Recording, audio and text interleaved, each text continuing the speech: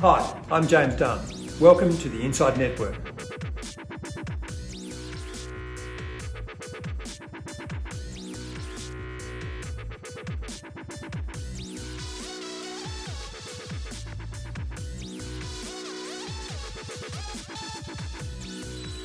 Welcome to INDepth, where my guest is Don Huber, a portfolio manager for the Franklin Global Growth Fund at the Franklin Equity Group. Welcome, Don. Thank you, James. Glad to be here. It's a pleasure to have you here in the flesh. Thank you.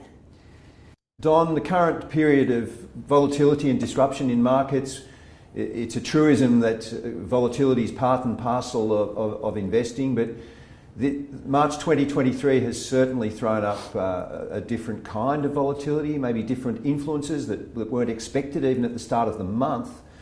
Do you see any similarities with this and other periods of previous market turmoil? I think one of the similarities that I see that's really a broad market condition since the global financial crisis is the impact, the dramatic risk on, risk off, really macro-driven markets that we've seen at times since then. And it's a combination of massive amounts of liquidity that came as a result of the global financial crisis. Back at that time, fairly anemic global economic growth as well. Clearly a banking system that had some challenges coming out of the US, really. More recently, COVID. Again, a tremendous amount of liquidity to shore up consumers, to shore up economies. Supply chain challenges coming out of COVID, and ultimately inflation. And inflation that was expected to be transient, to use the Federal Reserve's term, and has turned out to be much more durable than that. And in these periods, or in this, broadly speaking, in this period, there are periods where the macros are what's driving the market. And whether it's kind of risk on, whether it's risk off, whether it was a year ago kind of expecting inflation, expecting continued economic growth and rising rates, a shift to the value style, whether it's thinking rate rises are done, the Fed's got inflation under control or almost under control, shift in style again. That's kind of overwhelmed the underlying fundamentals for the companies that we invest in, and frankly makes it tough on the short term anyway for bottom-up equity managers. And speaking of growth in the investment style context, growth's been hit hard. What about the variable economic environment as we hopefully bed down a lot of these influences and this crisis stabilises a little bit? What's the implication going forward in a variable economic environment for the growth style? Yeah, I'll preface this by saying that we got out of the business a long time ago of forecasting growth relative to value. We think that it makes sense for investors to have both strategies in a portfolio. But I've been thinking since really a year ago that there would come a point where the economy would slow down, conceivably go into a recession, growth would be relatively scarce or going negative from an economic standpoint and for a lot of companies. And in an environment where growth is scarce, growthier companies should do better or should at least be appreciated by investors in a way that they weren't in the first half of 2022. And even better if those are underpinned by secular growth drivers that are, as opposed to cyclical drivers that help carry them through, and if they're certainly financially sound, that help carry them through over the long term. Behind any investment manager, there's always a guiding investment philosophy that really informs and governs how you react to all sorts of circumstances, good or bad. So how do you describe, really in a nutshell, the guiding investment philosophy at Franklin Templeton? The guiding investment philosophy for the Franklin Global Growth Team is that a concentrated portfolio has a better chance of outperforming the index over a long period. Clearly, that needs to be combined with deep fundamental research. For our strategy, that's high-quality growth companies that we are looking for, but very deep research need to be focused on the long term and not the next quarter, not the next year, but really the next 3 or 4 years, which is, after all, why you've invested in equities. And I think those need to be combined into a portfolio that's diversified, that's able to withstand short-term risks or short-term impact of short-term macro drivers or economic drivers in a way that a less diversified portfolio could be. Don, the pendulum swinging back to active quite significantly. Can you explain your approach to portfolio construction and how that differs to the common benchmarks, and really why is that difference important to your end investor client? Yeah. Our approach to portfolio construction really starts with research and the analysts' work in identifying companies, the in-depth research that they're doing over a period of months to make sure that the ideas or the companies fit our process, fit what we're looking for, thinking about overlap of underlying economic drivers and making sure we're comfortable, but comfortable in owning a position together with other positions in the portfolio. Once we have just the fundamental work done and we're thinking about portfolio construction, really our approach is based on modern portfolio theory. It's the same approach that people use or investors use. It says that you can manage risk by diversifying into a number of different asset classes or subclasses or strategies. We essentially do the same thing with, call it 35 companies. So we're looking for 35 companies whose share prices should have relatively little correlation to each other. And if we've done that right, then we've got a fairly diversified portfolio. It differs from more fundamental or more popular way of managing risk, which is to look at sector weights or geographic weights within a portfolio. Among other things, those don't necessarily tell you a lot about the underlying business, and really aren't appropriate for a benchmark indifferent strategy. So what that means for us is a couple of things. One is that we may own companies and industries in the portfolio that aren't big index drivers for a passive investor. For example, in portfolios where we're allowed to own Aussie stocks, we've owned Cochlear for a number of years. Cochlear is hardly representative of the healthcare sector. Yes, it's a medical technology company, but a very niche medical technology company. And a passive investor is going to have a very, very small allocation to what really, in our view, is a great business to own. So that's one way that it can differ. Another way that will differ is because we move down the market cap spectrum and include mid-cap companies, almost any position we have is going to be an overweight relative to a benchmark. And so to limit the stock-specific risk in the portfolio will limit the size of a position to roughly around 4% in the portfolio. We look at it as owning off-benchmark holdings, moving down the market cap spectrum. We're already taking stock-specific risk, and we're not going to amp that up by owning larger positions. So does that mean that you're ignoring geographic and sector exposures or limitations, and really this concept of limiting economic overlap means that you're really focusing on the economic driver of holding that position? That's correct. And the reason, if you think about the sectors and geographies, first of all, in a large and mid-cap space where we invest, most companies are actually globally diversified. So knowing that you have a Spanish company in the portfolio doesn't really tell you anything about your exposure to Spain or necessarily Europe. It's a global business that happens to be based there. So that doesn't tell you a lot. And then sector classifications are really broad groups of companies. I mentioned Cochlear, for example, in healthcare, and that's in the same sector as major pharmaceutical companies, biotech companies, surgical companies.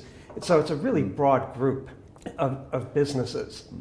We were talking about this before we started, Don. The domicile is increasingly irrelevant. That Procter & Gamble, for example, is not a US stock now, in the same way that a Samsung is not a South Korean stock. So is approaching them in that way now what you really have to do, rather than, is domicile completely irrelevant to you? I think domicile is largely irrelevant to us, particularly for a global company. I mean, domicile may mean something for a company that's based, purely a UK company that's based purely in the UK, from a revenue exposure and economic exposure. But those kind of companies actually in the UK are very rare. Most of them are very broad speaking. I think ultimately it's where they're domiciled matters from a regulatory standpoint, to the extent that there are outliers from a regulatory standpoint. But otherwise, in really thinking about where the risk is in a portfolio, where the growth is coming from, and where it could be a risk, domicile means very little. Just flowing from that, Don, what exposure are you allowed to the developing markets as opposed to developed, and how often do you go to the height of what you're allowed in emerging? Yeah, we're allowed in the strategy to go up to 20% in emerging markets. In practice, we've been under 10% for years, and that's due to a couple of reasons. One of them is part of what we consider quality aspects of a company. Things like corporate governance, for example, visibility, transparency in financial reporting. Often improving in emerging markets, but often not to the standard that we need to see to own in a company in a 2, 3, 4% position. Another is a focus on limiting exposure, economic exposure, and so we're unlikely to see us investing in 3 Brazilian companies, for example. There's just going to be a natural limit to the amount of exposure we're going to want to the Brazilian economy. So what are the really crucial traits you need to see in a growing company? And then in your period of holding that company, do your expectations or criteria change with the valuation as it hopefully grows? The traits that we look for in our companies kind of break down into growth, quality, and valuation. If you think about growth for us, what that means is a company that has a sustainable business model, is either generating free cash flow or on the cusp of generating free cash flow, an ability to reinvest that in their business to drive growth and shareholder returns. Durability comes from a strong competitive advantage that, again, is durable over a number of years. From a quality standpoint, management that can execute, but also management that has a focus on shareholder returns. A company that's growing just for the sake of growing and in the process destroying shareholder value isn't attractive to us, and we think really isn't a sustainable model. We look at a broad range of ESG risks and factors for the portfolio, and ultimately what we want to make sure of is that material risks that we think are relevant to the company or the industry are either mitigated or a focus of management in mitigating to an extent that we're comfortable with that. Don, the proliferation of passive investing has inevitably led to concentration risks. Has that changed your view on diversification at all? Really, through what key lens do you view diversification? Ultimately, for us, diversification is driven by owning companies with differentiated underlying economic growth drivers. And as we think about it, we're actually looking to limit the overlap of those underlying drivers among our companies in portfolio construction. The overlaps themselves can change, really depending on the positions we have in the portfolio and the companies that the analysts are bringing forward. The approach remains the same. And so you may have an overlap at any particular point, or be considering an overlap and whether you're comfortable with it or not. From 2 companies that have exposure to this consumer in the same region, the UK consumer, and you don't have to be a UK company to have UK exposure predominantly. A UK bank and a UK consumer company, for example, completely different sectors, but economic exposure combined. May have exposure to energy prices and overlapping exposure either on the positive for an energy company or on the negative with higher prices for a company where energy is a major input component of their cost of goods sold. Ultimately, what we're often looking at and thinking about is a vertical that the company operates in, and looking for the best company for our strategy within that vertical. And that way, limiting the overlap. It may come from, example, investing in the automotive space, which we have done and own an automotive equipment supplier.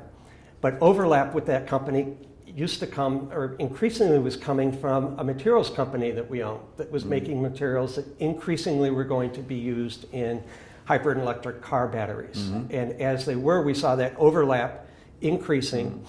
even though it was coming from a materials company that just made a bunch of different specialized chemicals and precious metals, and we saw an overlap coming. And so we parted way with the materials company because we increasingly saw the overlap increasing. So the overlap approach, or the approach to limiting economic exposure, limiting risk in the portfolio, remains the same, but the overlaps really change as companies go in and out of the portfolio. Do you like to buy the businesses that sell shovels to the miners? I don't mean literally in mining, but if there's a business sector that's really hyped and flavour of the month, do you prefer to be in the suppliers to that industry rather than the frontline players in the industry? It all depends on the particular industry and ultimately where the value added is being offered.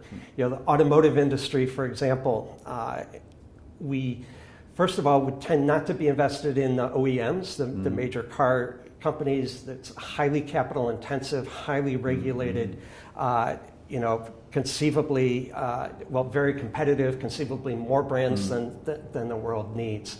But if you think about the value chain or the Yes. vertical for automobiles, actually increasingly a lot of the value add, a lot of the IP is in the suppliers, not the OEMs themselves. The OEMs focus on design and they focus on manufacturing, but a lot of the key technologies are being sold to the OEMs by suppliers. Mm-hmm. Global economic growth is expected to remain below trend for quite some time. So finding real secular drivers of growth is going to be more and more important. So how do you find those drivers? And flowing from that, what sectors are really exciting to you and your team at the moment? Yeah. You know, we leave the stock identification up to our analysts. So they're the ones looking for ideas. They're thinking about their own sector and where are there areas that we haven't invested in, where there's attractive secular growth and might be a good place to be invested in. They're looking at companies and then looking at the vertical a company operates in and saying, would this be the best business to own? So we don't necessarily go out looking for the underlying secular growth, although we can if we think that there's an area and want to delve into it and see if we can find an appropriate company. But the kinds of exposures that we have in the portfolio are things like, you know, the explosion of data and managing that data, packaging the data, analyzing the data, selling the data just continues. The automotive industry, I think clearly we are on a climb toward electronic and hybrid vehicles. I think that's, even compared to a few years ago, is much more visible at this point. And so companies that can invest in and benefit from that underlying secular shift are attractive. Last question, Don. The internet was arguably the greatest global disruption of the last 20 to 30 years. It's always difficult to find the next thing to rival the internet, but what changes are you seeing in the team when you discuss what's potentially coming over the horizon? And granted that there will be changes like that, how difficult is it to position a portfolio to capitalise on them? Yeah. I think you could see what's ahead in a few different sectors, and the trend that we expect would continue. The increased sophistication of healthcare, for example, the increased sophistication, complexity of drugs, and the increased reliance on biotech companies as opposed to major pharma to find those drugs, the increased regulatory complexity in approving drugs, all of which lead to an outsourcing of more of the research on drugs as smaller biotech companies can't afford a huge research staff. Personalization of medicine, both to find the best drug to treat you or the best treatment for you, as well as the one that will have the best tolerability for you. Robotic surgery, just on the verge of being used in general surgery, for example. I think the explosion of data continues, in particular the explosion of unstructured data, things like emails, videos that aren't easily broken down into a spreadsheet type of database, for example. I think that clearly will continue for a number of years. I think e-commerce has a long way to go. It sounds cliche to talk about e-commerce as an ongoing force of growth, but in many parts of the world, e-commerce penetration is much lower than others. And so we've got growth, and I think in many parts, and we certainly saw this during COVID, many businesses haven't really had an e-commerce strategy. And I think coming out of COVID, while brick and mortar stores have reopened, consumers are also used to now, in much greater force, used to using e-commerce. And the last thing I'd say that again has been talked about for a while, but you're really seeing it now, is semiconductors, increased sophistication of semiconductors, and the proliferation of semiconductors in almost everything that you touch. So the Internet of Things that's bringing that capability, for example. Increased development of chips by companies like Apple, who used to outsource that. And so the sophistication, the number of users of chips, the number of designers of chips, it continues to increase. That was INDepth with Don Huber, a portfolio manager for the Franklin Global Growth Fund at the Franklin Equity Group. Thank you very much, Don. Thank you, James.